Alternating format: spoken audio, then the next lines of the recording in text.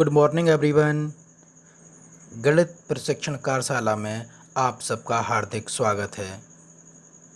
गणित शिक्षण के उद्देश्य। गणित शिक्षण के दो उद्देश्य हो सकते हैं। पहला, अच्छा और संकीर्ण उद्देश्य रोजगार योग्य ऐसे वयस्कों का निर्माण करना जो सामाजिक और आर्थिक विकास में योगदान दे सकें। दूसरा, ऊंचा और विस्तृत उद्देश्य बढ़ते बच्चों में गणितीय सोच का विकास करना जो समस्याओं को हल करने की योग्यता प्रदान करता है तथा अमूर्त विचारों के साथ काम करना सिखाता है। गणित शिक्षण और सीखने में समस्याएं।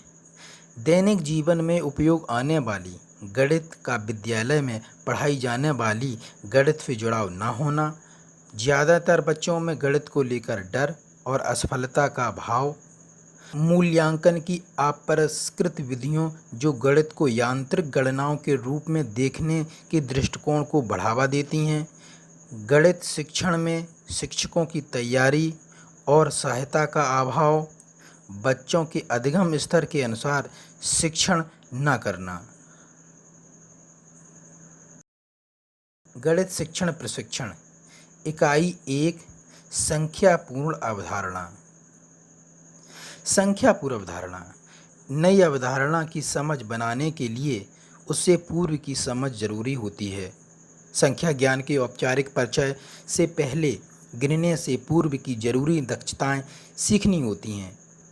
आरंभिक कक्षाओं में जीवन से जुड़े अनुभव गणित की दुनिया में ठोस शुरुआत प्रदान करते हैं, जिसके अभाव में गणित एक कठिन विषय लगता है। दैनिक जीवन में गणित के उदाहरण जैसे घड़ी का समय, भोजन की मात्रा, रोटियों की संख्या, पानी का आयतन, गिलास या लोटे की धारिता, थाली या प्लेट का व्यास व परिधि, कमरे की लंबाई, चौड़ाई, ऊंचाई, वस्तुओं की तौल, चावल में पानी का अनुपात, खेत व मैदान का क्षेत्रफल, वस्तुओं का क्रय विक्रय आदि। बच्चों को गणित सिखाने के चरण 4 हो सकते हैं। पहला, दैनिक जीवन से जुड़े अनुभव एक्सपीरियंस, भाषा कहानियों में गणित का अनुभव यानी लैंग्वेज, चित्रों की सहायता से गणित को समझना यानी पिक्चर, और गणितीय प्रतीकों को समझना सिंबल्स ELPS। संख्यापूर्ण अवधारणा। बच्चा जन्म से ही गणित की अवधारणाओं को अपने परिवेश में देखता और सुनता है, जैसे कम ज़्यादा, लंबा छोटा, मोटा पतला, हल्का भारी, दूर पास, समूह बनाना, वर्गीकरण इत्यादि। संख्यापूर्ण अवधारणाएं क्यों? गिनती सीखने से पहले उन्हें वर्गों में बांटना, क्रम में रखना और एक एक की संगति जमाना आना चाहिए। यह क्षमता तार्किक व गणितीय अवधारणाओं के विकास की बुनियाद है। वर्गीकरण या समूहीकरण। ऐसी चीज़ों को जिसमें कुछ गुण एक से हों साथ साथ रखने को ही वर्गीकरण या समूहीकरण कहते हैं। अनुक्रम बनाना।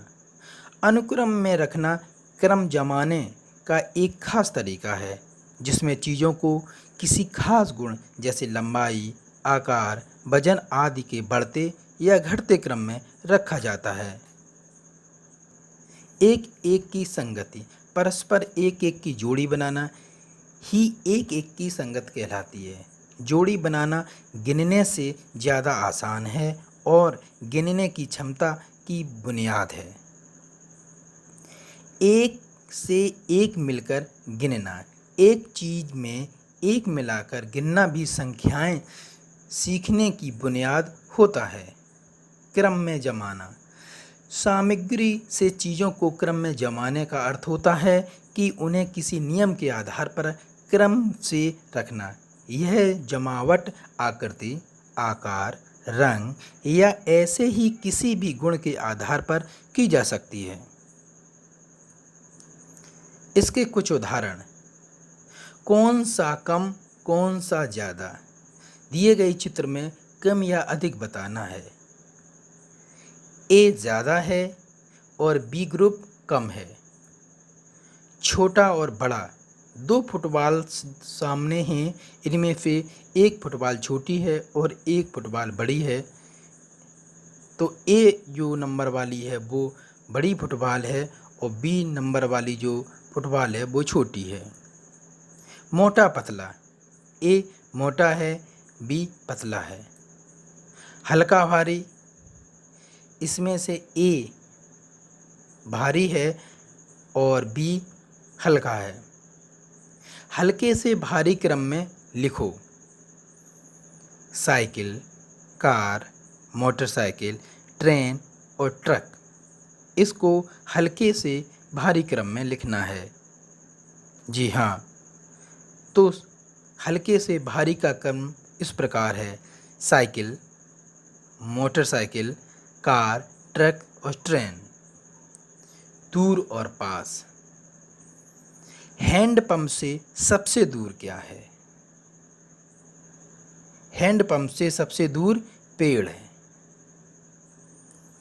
हैंडपंप से सबसे पास क्या है? बाल्टी। घर के सबसे पास क्या है? पेड़। गाय से सबसे पास क्या है? चिड़िया। समूहीकरण, एक जैसी चीज़ों के समूह बनाओ। इसमें कई प्रकार की चीज़ें दी गई हैं जिसमें से एक जैसी चीज़ों का समूह बनाना है। तो फुटबॉल का, प्रेस का, फ्लावर्स पत्तियों का और बल्ब का एक जैसा समूह बन गया। वर्गीकरण, फल और फूल।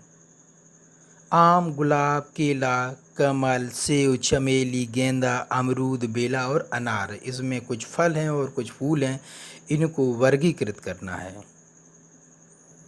तो फल आम, केला, सेब, अमरूद और फूल हैं गुलाब, कमल, चमेली, गेंदा और बेला। कुल कितनी आकृतियाँ गोलाकार हैं या सर्किल में हैं, वृत्ताकार हैं? दूसरा है कुल कितनी चौकोर आकृतियाँ हैं? तो गोलाकार आकृति, वृत्ताकार आकृति 4 हैं, 1, 2, 3 और 4। चौकोर आकृतियाँ 5 बताई हैं, 1, 2, 3, 4 और 5। धन्यवाद।